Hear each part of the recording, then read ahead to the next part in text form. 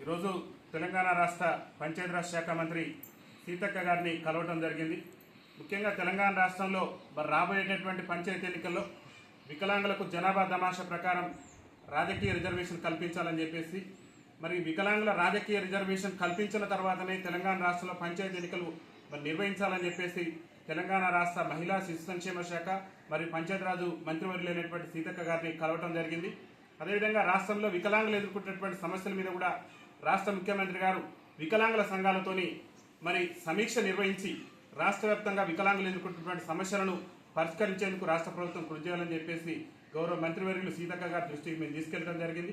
గతంలో కూడా మా వికలాంగుల సంఘాల ప్రతినిధులు పెద్దలు నల్గొండ శ్రీనివాసులు గారు కానివ్వండి, అనేక మంది మా ప్రతినిధులు పోయి కూడా సీతక్క గారికి పంచాయతీ ఎన్నికల్లో రిజర్వేషన్ అంశం మీద అనేక మెమోరండాలు సమర్పించడం జరిగింది.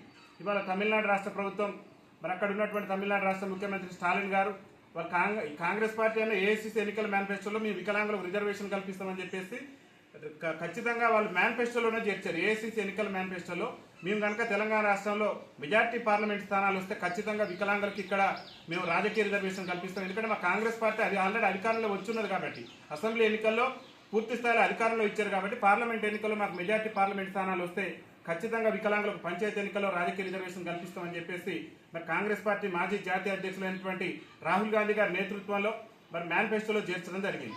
మరి మేనిఫెస్టోలో పెట్టినటువంటి తమిళనాడు రాష్ట్రంలో ఇవాళ వికలాంగుల సంఘాల విజ్ఞప్తి మేరకు ఆ రాష్ట్రంలో వికలాంగులు పడుతున్నటువంటి ఇబ్బందులు, వికలాంగులు కూడా చట్టసభలలో ప్రతినిధులుగా చేసి వాళ్ళ సమస్యలు వాళ్ళు మాట్లాడుకునేటటువంటి అవకాశం కల్పించాలని రాష్ట్ర గౌరవ